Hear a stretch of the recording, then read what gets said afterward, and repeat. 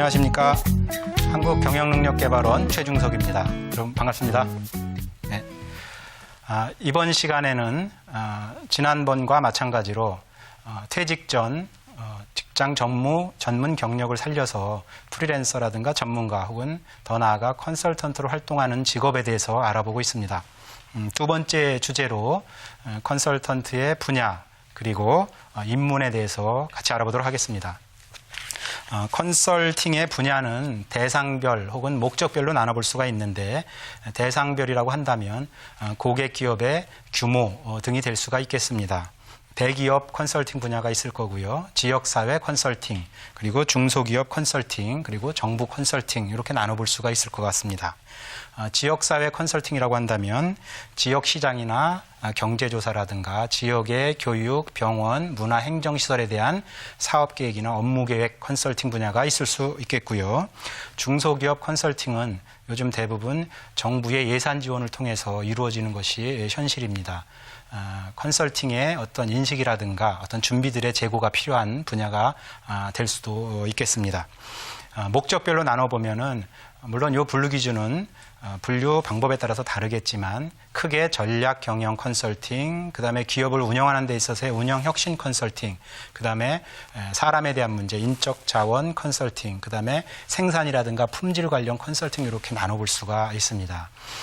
전략 경영 분야에는 기업의 비전을 수립하는 문제, 그 다음에 사업 구조라든가 재무 구조를 좀 조정한다든가 기업 문화를 정착시킨다든가 고객 만족 경영을 도입한다든가 지식 경영 시스템을 도입한다든가 회계 관련 혹은 제휴, 인수 합병 분야가 전략 경영 컨설팅 분야로 속할 수 있겠습니다.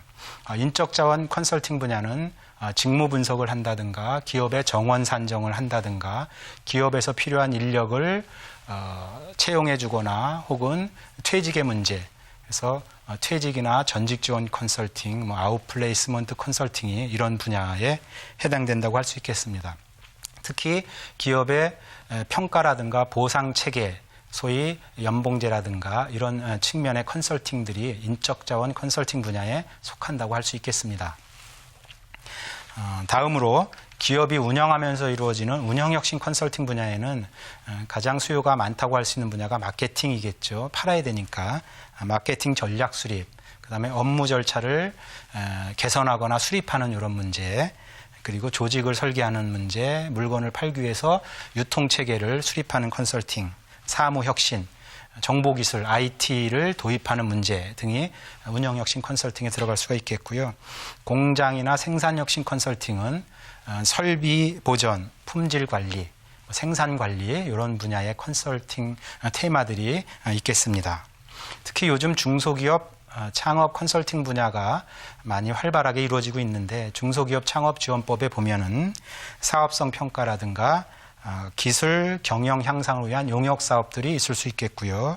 사업을 알선한다든가 자금을 알선하는 문제, 중소기업의 해외 투자 및 해외 기술 도입 문제, 그리고 창업 보육센터를 설립하고 운영하는 것, 상담 정보 제공, 전문 인력을 교류하고 알선하는 것, 상품을 전시하고 행사 대행 용역 사업들이 중소기업 창업 컨설팅 테마가 될 수 있겠습니다.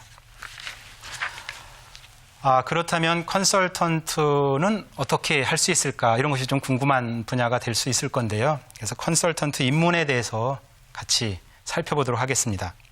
일반적으로 전문기관에서 컨설턴트 양성 과정을 수료하는 방법이 있을 수 있겠습니다. 기업이라든가 대학이라든가 컨설팅 기관에서 양성 과정을 운영하고 있는데 그런 데 참석하는 방법, 그다음에 관련 자격증들이 있겠죠. 그래서 관련 자격증을 취득하는 방법이 있을 수 있겠습니다. 컨설팅 분야가 어느 한 전문 분야를 지칭하는 것이 아니고 광범위하기 때문에 자격증의 종류도 굉장히 많을 것 같습니다. 사회복지사라든가 세무사, 공인노무사, 공인회계사, 변리사, 경영기술지도사, 손해사정인이나 판매사, 법무사 이런 것들이 관련 자격증이 될 수 있겠습니다. 아울러서 컨설팅 기업이라든가 컨설팅 기관, 연구소에 직접 취업을 해서 체험을 하는 방법이 있을 수 있겠는데 자격증이라든가 교육 수료만으로는 컨설팅 분야를 다 수행한다고 할 수 없겠습니다. 그래서 직장 생활을 일정 기간 거친 후에 컨설팅 기관에 입직하는 것이 일반적인 순서가 되겠습니다. 기업을 컨설팅을 해야 되니까 기업을 좀 알아야 되겠죠. 네. 만약에 기업에서 퇴직 전에 계신 분들이 컨설턴트로 활동하고 싶다면은 컨설턴트 교육과정에 등록을 해서 충실히 교육을 받을 것을 권장하고요. 관련 컨설턴트들과 네트워크를 통해서 아이템을 개발하고 탐색하는 절차가 필요하겠습니다.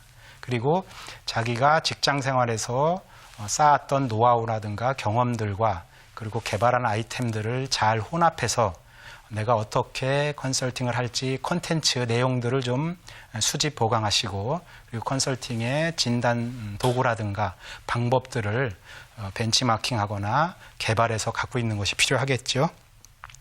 좀 더 발전적인 주문을 한다면 강의 활동을 한다거나 자기 전문 테마에 대해서 책을 내고 저술 활동을 하는 이런 순서로 컨설턴트에 입문할 수 있겠습니다. 네, 지금까지 컨설팅의 분야와 컨설팅을 어떻게 시작할지 컨설팅 입문에 대해서 알아봤습니다. 대기업이라든가 중소기업 대상의 컨설팅을 할 수 있겠고 그리고 기업의 전략 분야 혹은 사람에 관련된 인적 자원 분야 혹은 운영과 관련된 분야 혹은 생산 혁신 관련된 컨설팅 분야에 대해서 말씀을 드렸습니다. 그리고 컨설팅을 입문하기 위해서는 컨설팅 전문 교육기관에서 교육을 수료하는 방법이 있겠고 관련 자격증을 취득하는 방법 그리고 그런 와중에 다양한 네트워크와 교류를 통해서 자기 아이템을 개발하고 그리고 방법론들에 대해서 도구라든가 양식들을 계속 축적해 나가야 되겠죠. 그렇게 함으로써 컨설팅의 업에 입문할 수 있겠습니다. 오늘은 여기까지 마치도록 하겠습니다. 감사합니다.